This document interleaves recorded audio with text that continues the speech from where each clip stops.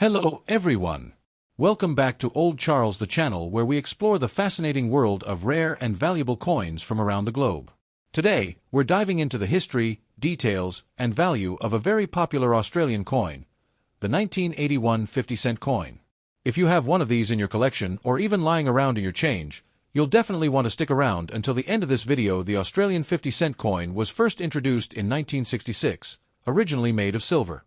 But due to rising silver prices, the government replaced it in 1969 with a copper-nickel dodecagonal design we still recognize today. That's the 12-sided shape, BY 1981. Australia was already well into producing these nickel coins, but this year stands out in coin history for one big reason. The demand was so high that Australia actually outsourced some of its coin production to other mints overseas. This means that some 1981 50-cent coins were minted not only in Australia but also in London, England, and Cardiff, Wales. That makes 1981 an interesting year for collectors. The obverse side, or the front of the coin, features the profile of Queen Elizabeth II, designed by Arnold Machin. This portrait was used on Australian coins from 1966 until 1984. The reverse side shows the iconic Australian coat of arms, a shield supported by a kangaroo and an emu, two of Australia's most recognised animals.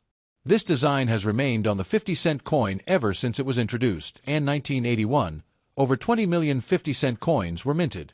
The majority were struck at the Royal Australian Mint in Canberra. But, due to increased demand, additional coins were produced by the Royal Mint in London and the Royal Mint in Cardiff. Interestingly, collectors often try to spot differences in these overseas minted coins, but generally, they are very similar in appearance. Still, their backstory makes them an exciting piece of numismatic history. Like with most coins, the condition of your 1981 50-cent piece will dramatically affect its value. Circulated coins ***, the kind you'll usually find in pocket change, are worth around their face value, which is 50 cents AUD. Uncirculated examples ***, ones that have never been used and still have their mint luster, can sell to collectors for $2 to $5 AUD. If you happen to own one graded by a professional coin grading service in mint state condition, MS65 or higher, the value can climb to around $10 to $15 AUD or even more, depending on demand.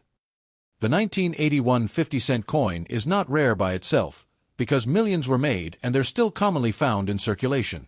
However, it is collectible because of its connection to international mints helping with production. Some collectors like to build full sets of Australian 50-cent coins by year, so 1981 is a key date in those albums. If you find a coin with very sharp details, no scratches, and full luster, it will always be more desirable to collectors. And who knows, certain error coins, such as misstrikes or double strikes from this year, can fetch much higher prices if discovered. So, how much is your Australia 1981 50-cent coin worth today? Let's break it down. Circulated condition ***, about 50 cents AUD, face value. Uncirculated ***, around $2 to $5 AUD, high-grade mint state, MS65 plus ***, $10 to $15 AUD or more. Rare errors ***, potentially $50 AUD or higher, depending on rarity and demand. Keep in mind that values can change depending on the collector's market, condition, and rarity of specific coins. So there you have it, the story and value of the Australian 50-cent coin from 1981. While most of them are worth face value, some uncirculated or high-grade examples can be worth more to collectors. It's always worth checking your coins carefully. You might have a hidden gem sitting in your change. To truly understand the 1981 Australian 50-cent coin, we first need to take a step back in history. The 50-cent coin was originally introduced in 1966, the very same year Australia switched from the old pound, shillings, and pence system to the decimal currency system. This was one of the biggest changes in Australian financial history.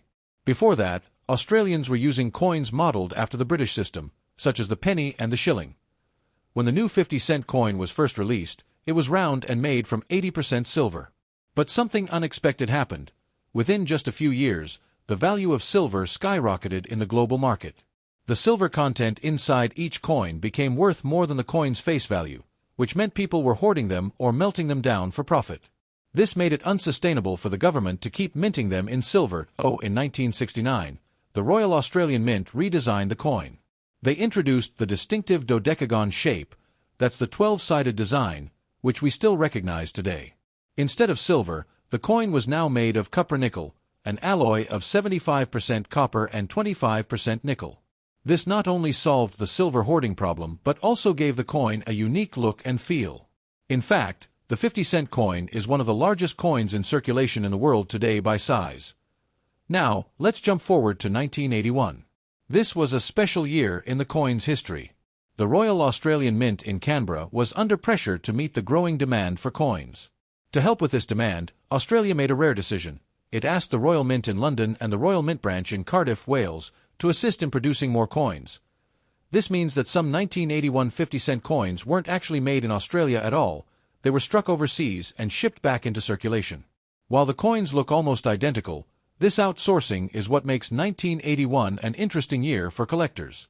It was one of the few times in modern Australian coin history where outside mints were called upon to meet local demand. On the obverse, or the front of the coin, you'll notice the portrait of Queen Elizabeth II by sculptor Arnold Machin. This portrait had been used since 1966 and remained on Australian coins until 1984.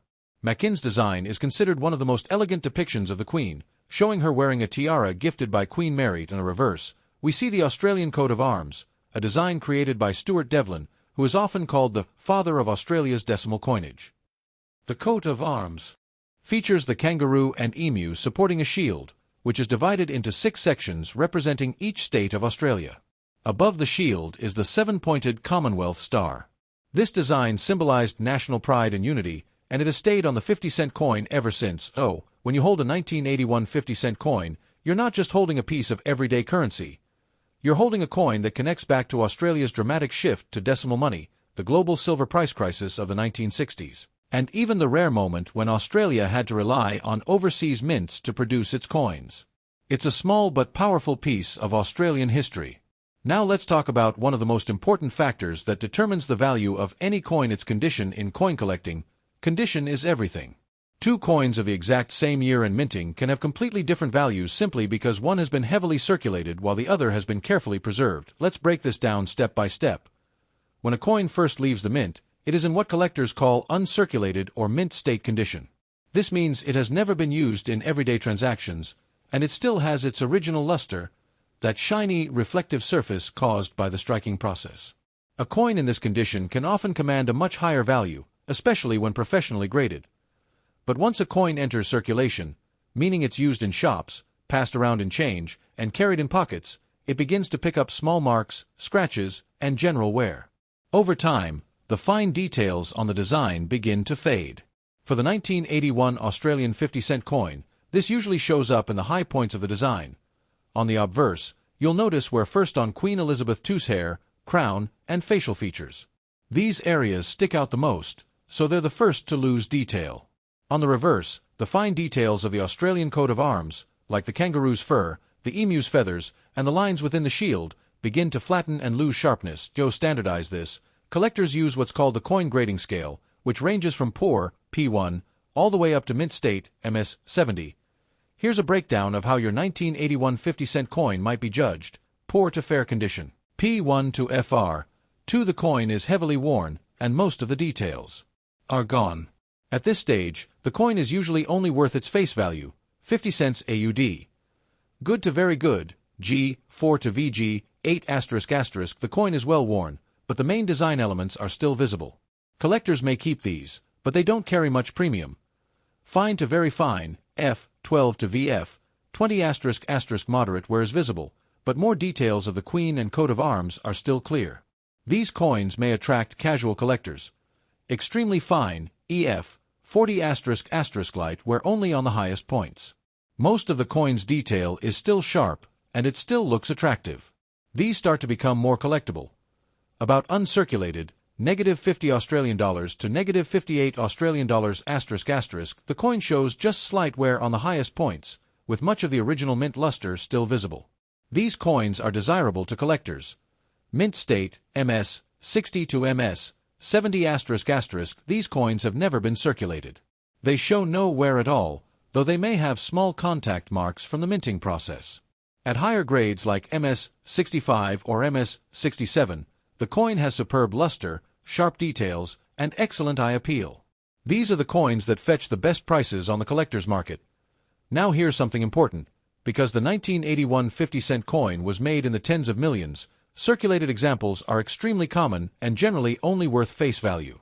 However, uncirculated or mint state examples can command much higher prices, often selling for $5 to $15 AUD depending on grade. Another condition factor collectors watch for is toning. Over time, coins can develop a natural color change due to exposure to air and handling. Some coins may develop attractive rainbow-like toning, which can actually increase their value to certain collectors. On the other hand, dirty or unattractive corrosion can lower a coin's value significantly. Finally, it's important to mention storage and handling.